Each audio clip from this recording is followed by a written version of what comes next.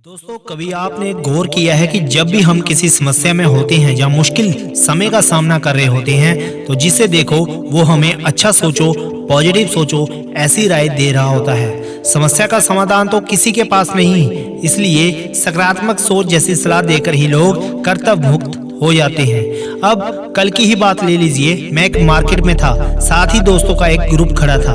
उसमें से एक दोस्त ये कह रहा था कि इस बार सैलरी कट कर आई है और घर के खर्च ज्यादा है, समझ नहीं आ रहा कैसे पूरे करूं। तो बाकी दोस्त उसकी प्रैक्टिकल सहायता करने के बजाय, उसे कुछ पैसे उधार देने की बजाय या किसी और तरह से उसकी हेल्प करने की बजाय उसे यही नसीहत दे रहे थे कि प्रैक्टिकल सोच। मुझे लगा केवल सोच लेने से ही उसकी इतनी बड़ी समस्या का समाधान हो जाएगा क्या? ऐसे समय में उस व्यक्ति को केवल अपनी सोच ही पॉजिटिव रखनी चाहिए या उस समस्या को कैसे सुलझाना है उसके लिए मेहनत भी करनी चाहिए। ऐसा इस व्यक्ति के साथ ही नहीं, ऐसे हालात अक्सर ही बन जाते हैं जब किसी चिंताग्रस्त या परेशान व्यक्ति को कुछ लोग पॉजिटिव सोचने की सलाह देते हैं। ऐसे में सवाल ये भी उठता है कि क्या कोई ऐसा व्यक्ति भी है जिसके लिए ये नसीहत काम आई है? क्या आप किसी ऐसे इंसान को जानते हैं जिसने केवल पॉजिटिव सोचकर ही अपनी समस्या का समाधान हासिल कर लिया हो?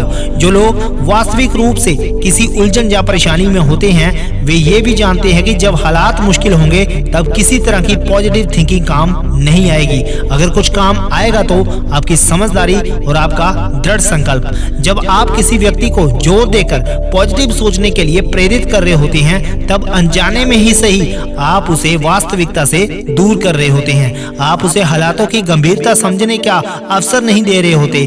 जो स्थिति वाकई मुश्किल हो सकती है उसे पॉजिटिव थिंकिंग का लॉलीपॉप पकड़ाकर आप उस व्यक्ति को कमजोर बना रहे होते हैं। अनजाने में ही सही हम उस व्यक्ति के लिए एक नए प्रकार की समस्या को विकसित कर रहे होते हैं। व्यक्ति जो कुछ मेहनत या हाथ पैर मारकर उस समस्या से बाहर आने का प्रयास कर सकता था वह हमारी ऐसी नसीहतों से केवल अपनी सोच पर ही निर्भर हो जाता है। पॉजिटिव सोचने की सलाह केवल सात बना भर रह जाती है। हालांकि बहुत से ऐसे लोग भी मौजूद होंगे जो ये मानते हैं कि आप जैसा सोचते हैं हालात वैसे ही बन जाते हैं।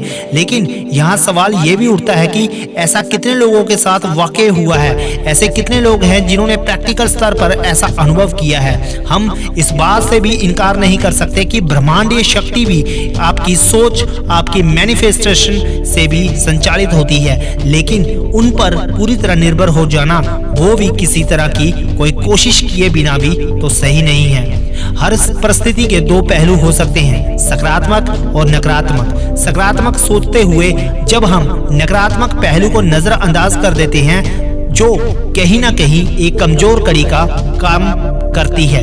वास्तविक रूप में अगर हम वाकई उस समस्या से मुक्ति पाना चाहते हैं तो हमें उसके पूरे प्रभावों और परिणामों पर भी ध्यान देना होगा।